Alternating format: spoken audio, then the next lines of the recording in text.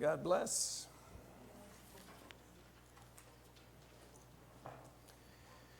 We walked up to the door, Peggy and I, and we had spent the morning horseback riding, and as we approached her house, her mother and father came out onto the porch, and Mr. and Mrs. Murphy.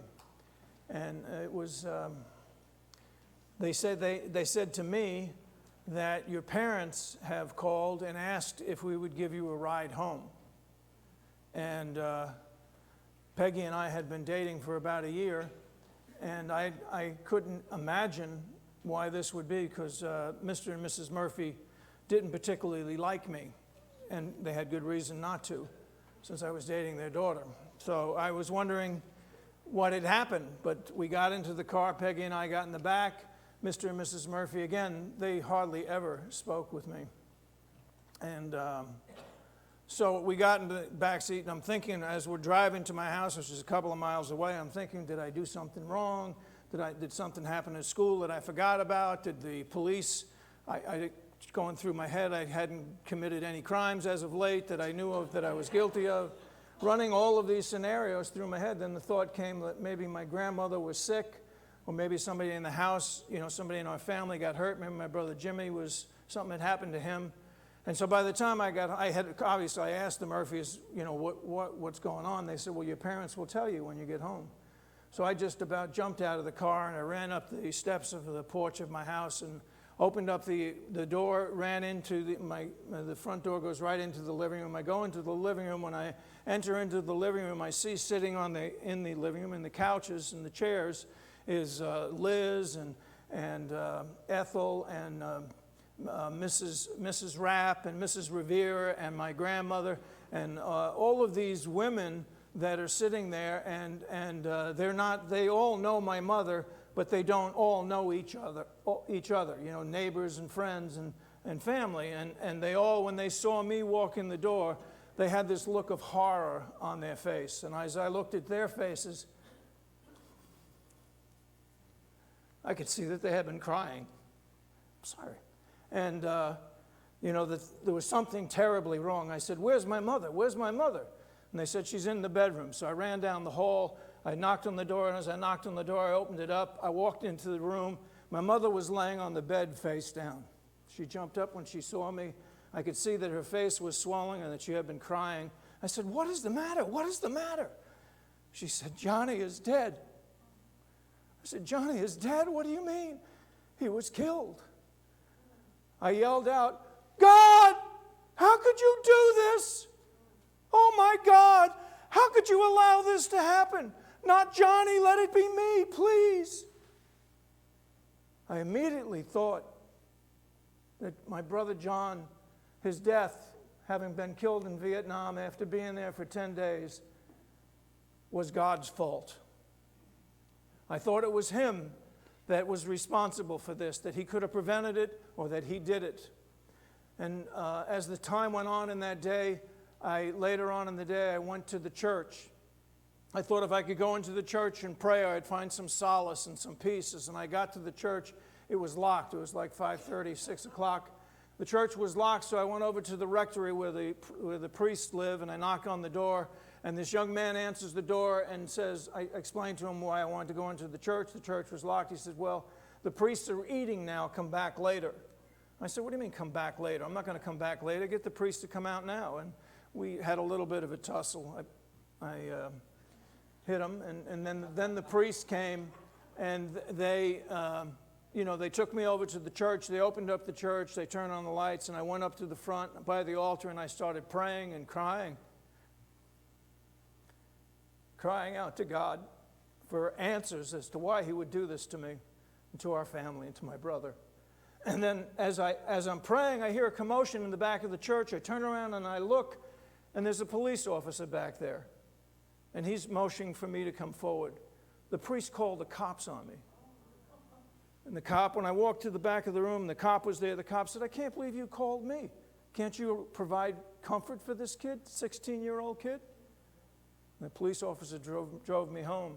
He had actually, he had found out later, he had arrested my brother John years earlier. So in that day, at that time, I blamed God for this because of ignorance, wrong teaching. I felt like a great, obviously, loss of my brother, but a tremendous injustice. And as the days would go by, it was reinforced over and over to me because people would say, well, God called your brother home. God loved your brother and wanted him to be with him in heaven.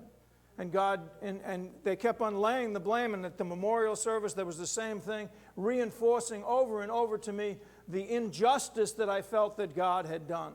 And that he was not a just God, but that he was an unjust God. Well, I'm here this morning to tell you that our God is a just God. Our God is a righteous God. He is a God that has no injustice in him. God did not kill my brother. It was not his responsibility. I believe that way because of ignorance and wrong teaching. Ignorance and wrong teaching is always destructive to the understanding of Yahweh, or anything for that matter, but especially our understanding of Yahweh. And that's why we're taking the time in these weeks that have preceded and that will follow to explain to you from the Scriptures about our God, who he is. We looked last week at our God is holy. God is holy.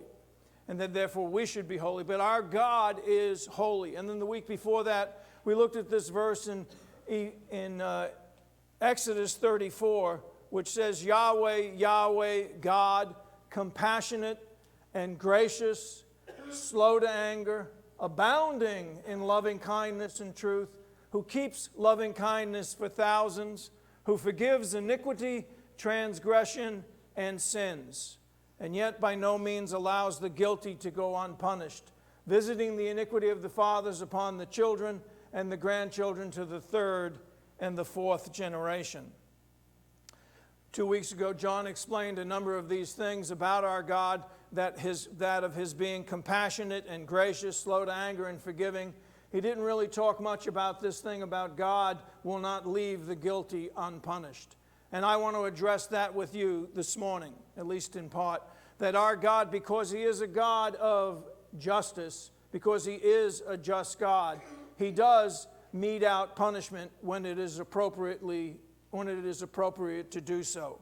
It is so vital and so important to gain our understanding of God through the Scriptures where he declared to us about himself, so that we need not guess and we need not be misled. And the thing I wanted to point out to you, if you'd look at that verse, you'll see it says that he's compassionate and he's gracious, he's abounding in loving kindness and truth, and then it talks about this thing about not leaving the guilty unpunished. And the point that I want to make before moving on to Deuteronomy, where we're going to begin, Deuteronomy chapter 10, where I wanted to point out that God's characteristics, that God's virtues, that is, his moral standards, they are never compromised, nor do they ever contradict. What I mean by that, God is always compassionate. God is always merciful. God is always holy. God is always just. When God is being just, it doesn't contradict his being merciful. And when God is being merciful and being gracious and being compassionate, it doesn't contradict that he's being just. He is who he is all of the time. He's not flippant. He doesn't go from one virtue and then ignore it and go to another virtue. He is an all-inclusive personality, and that he maintains it. It never contradicts, nor is it ever compromised. In Deuteronomy chapter 10, in verse 17, it says, "For the Lord your God is the God of gods and the Lord of lords." Deuteronomy 10:17. "The great, the mighty, and the awesome God, who does not show partiality nor take a bribe." God does not show partiality. He deals with everyone based upon who he is: compassionate, gracious, holy, just. And he doesn't take a bribe. You don't bribe our God. Verse 18 says, "He executes justice for the orphan and the widow, and he shows love for the alien, and by giving him food and clothing. Look at chapter 32 of Deuteronomy. Deuteronomy, the word Deuteronomy means the law retaught or recapitulated, or the law told again. And that is because the book of Deuteronomy is written approximately 40 or 39 years after the information that is given in the book of Exodus. It's a new generation, and he's retelling the law to the people before they go into the promised land. And a lot of what he does in Deuteronomy is he explains the information that God first gave. He explains their history, and he makes some changes to the law. And it's such a wonderful book because it talks about himself a lot. It tells us a lot about our God. Like that verse we just read, that Deuteronomy 10:17, that he's an awesome God. He's an awesome God, and that there is no injustice in him. And here in Deuteronomy 32, verse 3, it says, "For I proclaim the name of Yahweh. Ascribe greatness to our God. The rock, his work is perfect. For all his ways are what? All his ways are just. A God of faithfulness and without injustice.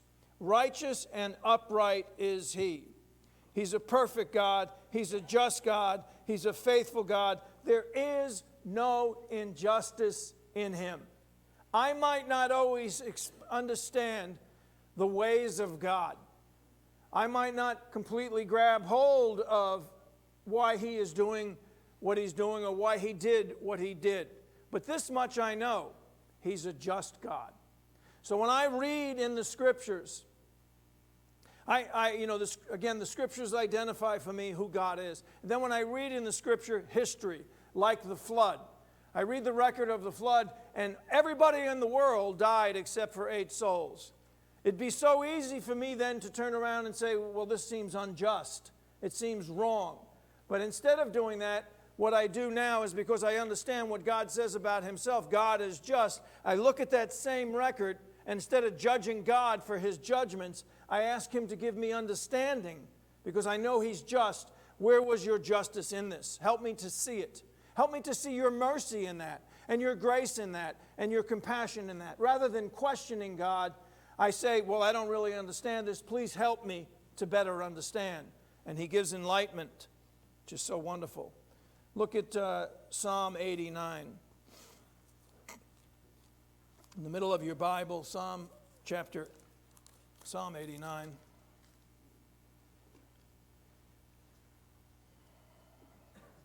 Again, another wonderful verse in verse 13, 89:13, that tells us about our God. You have a strong arm. Your hand is mighty. Your right hand is exalted. And then verse 14, righteousness and justice are the foundation of your throne. Loving kindness and truth go before you. I love that.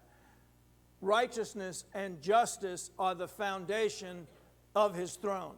And loving kindness always goes before you. In our country, the executive branch of the government is responsible for the judges that are appointed. If the President of the United States is liberal, then the judges that he will appoint, he'll look among the availability of people to be judges, he'll pick liberal judges. If the President of the United States is a conservative, then he'll look and he'll see that who among these people that are qualified to be judges have the same understanding about conservatism that he does have, or who is a constitutionalist. There's a standard by which these people are picked to be judges.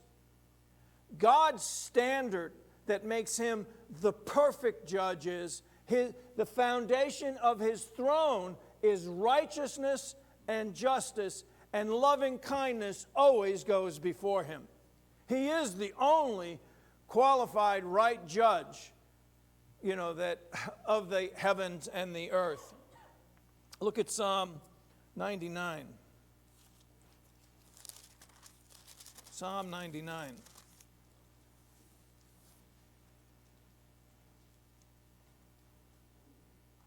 In verse 1, and the Lord reigns, let the peoples tremble. He is enthroned above the cherubim. Let the earth shake. The Lord is great in Zion. He is exalted above all the peoples. Let them praise your great and awesome name. Holy is he. Holy is he. The strength of the king loves justice. You have established equity. You have executed justice and righteousness in Jacob. Exalt Yahweh our God and worship at his footstool. Holy is he.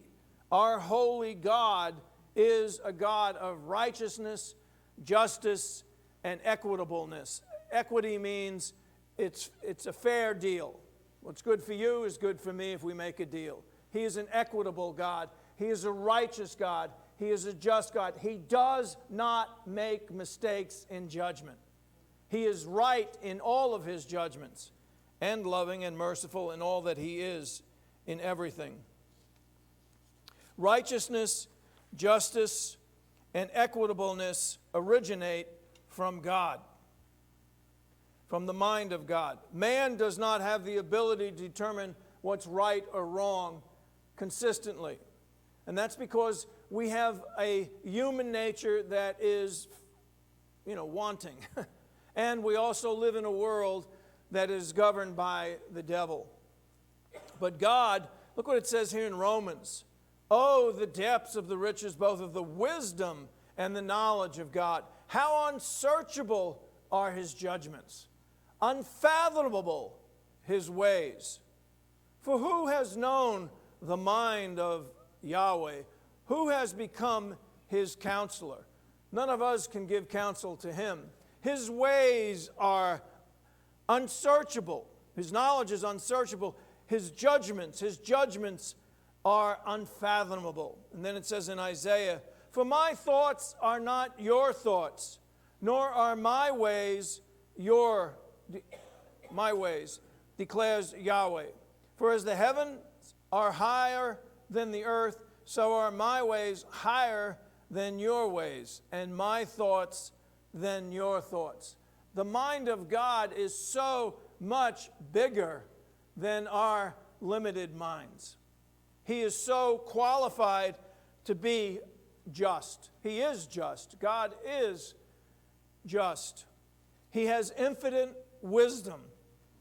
These are some of the things as to why he is just. He has infinite wisdom. His wisdom has always been with him, according to Proverbs. He knows the end from the beginning. The age's purpose. What I mean by this is that the scriptures say he knows the end from the beginning. He knows what happened in Genesis, and he knows what's going to happen with that which is recorded in Revelation. He knows what happened in the beginning with the fall of man, and he knows what he is going to do at the end of this age when Jesus Christ comes back. He never has that out of his mind. So the decisions that he makes, the way that he makes judgments, is based upon the purpose of the ages. He has an age's purpose in mind. A lot of times when we make decisions and we decide things, we make judgments, we do it on the immediate. How can I eliminate this situation right now? Well, God doesn't think that way. He makes decisions based upon how it's going to impact forever. Forever. He has forever in mind. He knows what's in the heart of every person. Do you? Someone raise your hand if you know what's in everybody's heart. Do you know what's in your own heart? God knows what's in the heart of every man. That's why God is just and can make just and righteous decisions. The other thing that qualifies him is he's everywhere present. That really helps you to be just and to understand justice. If you were there I mean, it's one thing to be you can have an incident and you can have 4 or 5 people see that same incident and report different things about the same event. How can that be? We're people.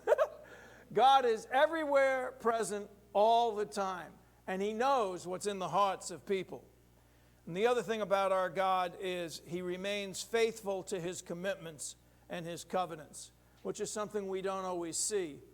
God makes the decisions that He makes. He rules His people the way He does because He made covenants and commitments that He will absolutely keep, regardless of what people think or say or do. God is going to fulfill the covenants He made to Abraham and Isaac and Jacob, and the covenant He made to David, and the covenant that Jesus brought into. Those covenants are going to come to pass. And God is never biased. He doesn't show favoritism. He doesn't play that game. He has the same standard with every individual in the world. Always has, always will. He judges by a holy standard, not human persuasion. How unique. In Deuteronomy 13,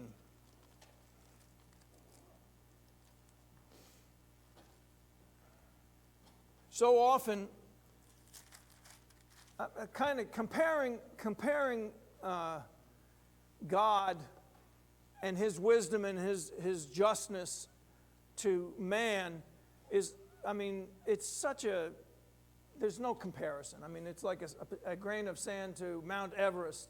We're so limited. And He is so unfathomable in His wisdom and His knowledge, making Him just. He alone is qualified to be the judge of humanity. In Deuteronomy chapter 13, in verse 1, if a prophet or a dreamer of dreams arises among you and gives you a sign or a wonder, and the sign or the wonder comes true, concerning which he spoke to you, saying, let us go after other gods, whom you have not known, and let us serve them. You shall not listen to the words of that prophet or of that dreamer of dreams, for Yahweh your God is testing you to find out if you love Yahweh your God with all your heart and with all your soul. You shall follow Yahweh your God and fear Him, and you shall keep His commandments. Listen to His voice, serve Him, cling to Him. Verse 5. But that prophet or that dreamer of dreams shall be put to death, because he consulted rebellion against Yahweh your God, who brought you from the land of Egypt and redeemed you from the house of slavery, to seduce you from the way in which Yahweh your God commanded you to walk, so you shall purge evil from among you. Some might think that putting someone to death, again, this is a theocracy. Deuteronomy is specifically talking about the law that Israel was supposed to have within their own nation as a theocracy. We don't have this now, and a lot has changed since Christ came. But nonetheless, I wanted to point this out to you because God is saying, if you've got someone among you who claims to be a prophet is one who speaks on behalf of God. Or you got some guy that's saying he's a dreamer, he's getting revelation from God. And yet that prophet and that diviner is telling you to worship another god, kill him. Some people may say, well, that's awful harsh. That's awful harsh. Tell me, what's harsher? What is harsher? Killing someone who is influencing people in the wrong way? Or, how do I say this? What's worse? Allowing someone to live on that's going to lead people away from eternal life and the true God, or to get rid of that person? If you've got someone who is leading the people away from the true God, then he's leading them into hell. You tell me what's loving in that situation. Should God allow that person to continue on? And that's one viewpoint. This is everything. If you don't have God, if you don't have Yahweh, you've got nothing. Your life today will be miserable, and in the end, you will not have eternal life. See, he makes judgments based upon forever. And he also knows what he's doing. We're going to come back here to chapter 13, but go to 17, chapter 17 for a minute. Something that is repeated throughout the book of Deuteronomy. And again, I want to reiterate that Deuteronomy is written for Israel, and they were a theocracy.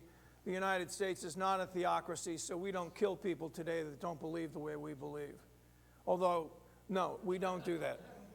In 17, in verse 12, and the man who acts presumptuously, 17:12, but not listening to the priest who stands there to serve Yahweh your God, nor to the judge, the man shall die. Thus you shall purge the evil from Israel. Then all the people will hear and be afraid, and will not act presumptuously again. That phraseology, so that you can purge the evil from among the people, so that the people will fear and do what's right, is a dozen times or so in the book of Deuteronomy. Why did God deal so, go back to chapter 13, why did God deal so with these situations? Because it was eliminating evil. I don't have the ability to make such decisions. Yahweh does. But he sees the big picture. A little leaven leavens the whole lump. Some of you older people,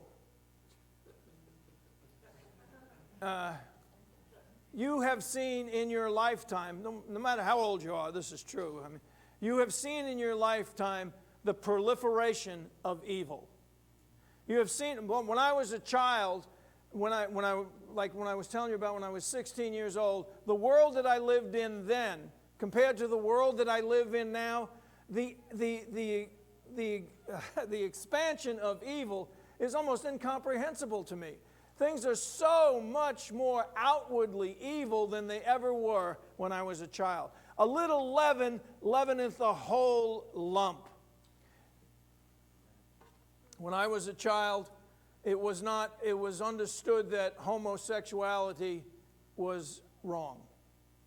Today, we have a man running for the presidency of the United States who is a homosexual. The proliferation of that has gone on.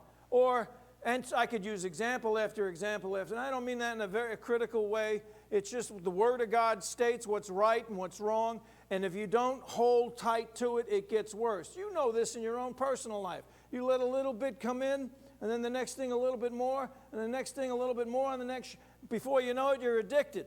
And who's God anyhow? You forget. And that's what God is dealing with here. Go back to Deuteronomy 13:6. Here's how intense this is.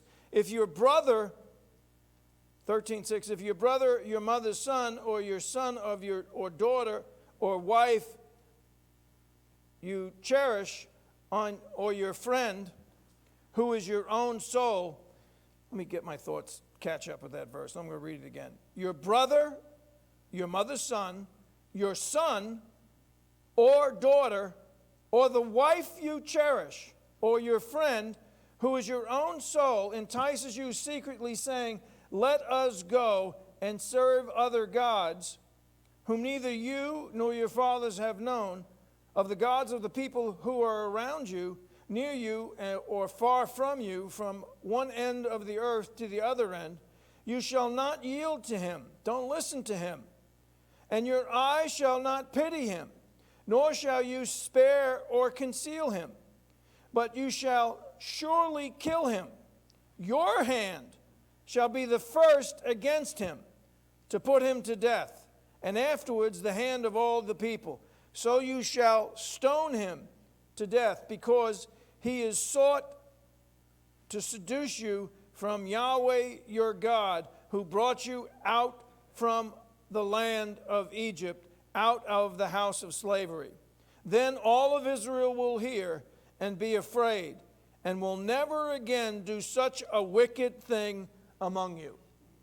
Well, I can tell you now, because there's a whole history of the Bible that goes on, they did not heed this. They did not listen to this. And you know what happened to Israel as a people, as a nation? Idolatry grew and grew and grew and grew, and it got huge. And then eventually they all became idolaters. They all turned away from Yahweh. They lost the nation of Israel, and eventually they lost the nation of Judah. The Assyrians took over Israel, and the Babylonians took over because they had a little leaven, leavens the whole lump. God knows what he's talking about. We look not at these things and judge him. We look at these things and say, God, help us to better understand. Again, don't ever forget what we looked at when we began, is that Yahweh is compassionate, he's gracious, he's slow to anger, he's loving, he's forgiving. But he's also a God of justice. He is the God who is just. And if it were not for him, the whole world would be overwhelmed with anarchy. Actually, if it wasn't for him, you would not be in existence. If we didn't have the rules and the laws and the moral standards set by Yahweh, we would have all died in the time of Noah. It would have never made it this far. But because we have a God who is in charge, who is just, and metes out justice when he feels it's necessary, and that's not always, our timing, it's his timing. The situation that Larry talked about in his life, he was dealt a tremendous injustice. He served 19 years in jail for a crime he did not commit. That's not just. What happened with me and my situation with my brother, because of wrong teaching, people who were supposedly teaching me the truth, I had enmity with the God that I should have been turning to for comfort. That's unjust. We don't look for justice in this world. We understand we serve a just God, and with him and him alone we find justice. Will Larry get those years redeemed? Larry stays the course, he will get eternal life. Those 19 years are nothing compared to eternal life. You get the point? It's an eternal perspective. It's a much unfathomable knowledge our God has. He knows the right way to live. He gives us the standard to live by. And he doesn't fluctuate. Is it compassionate for God to tell his people to do what we just read in Deuteronomy 13? You better believe it's compassionate, so that not everybody dies and gets torn away. Look at the screen. What shall we say then? There is no injustice with God. Is there? May it never be. On the contrary, who are you, O man, who answers back to God? You shut your mouth. The thing molded will not say to the molder, why did you make me like this? Will it? Or does the potter have a right over the clay to make from the same lump one vessel for honorable and the other for common use? God knows what he's doing. He knows exactly what he's doing. Let's have trust that God is who he says he is. Have faith in that. Back to Deuteronomy 10, please.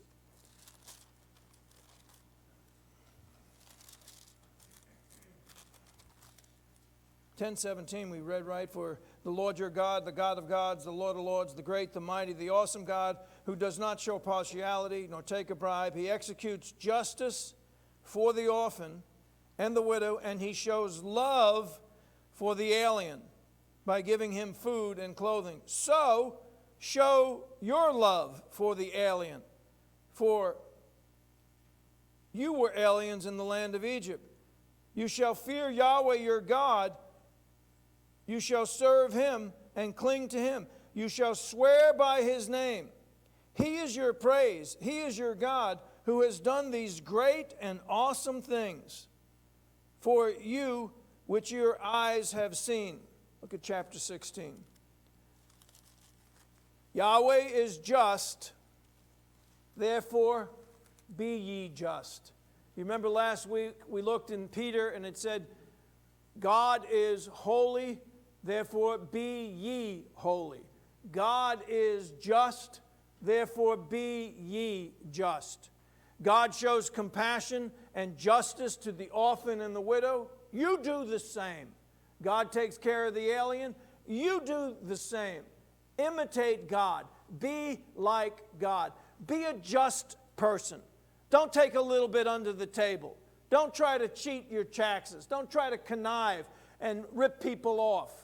Don't steal. Don't lie. Don't be like that. Be a just individual. Live a holy life like our God is. Where did I tell you to go? Good. In verse 19. Glad you're paying attention because I wasn't. You shall not, 16:19, you shall not distort justice. You shall not be partial. You shall not take a bribe. For a bribe blinds the eyes of the wise and perverts the words of the righteous. This may be the way the world goes round, but this isn't our world. We're just visiting. We don't act like everybody else acts. We don't treat somebody a little bit better because they give us a little bit more. We have the same standard with everyone like our God does. We want to be just like Him. Verse 20 says, justice and only justice you shall pursue. Justice and only justice you shall pursue, that you may live and possess the land which the Lord your God is giving to you. Chapter 19. The wonderful thing about having God as our God and our Father, and having the sufficiency that He provides for us, and that as we live according to His will, and we know that He takes care of us, that He watches over us, that He provides for us, it puts us in a situation where we can afford to be honest. We can afford to be just. I don't have to manipulate. I don't have to do a little bit of this, a little bit of that. I don't need to do all that nonsense. I can trust that God will take care of me if I live a just life, an equitable life, and that I'm like Him, that He will provide for me. It's a wonderful, wonderful place to be. I used to be in the place that I thought I had to cheat here and steal here and do it under the table there in order to get by.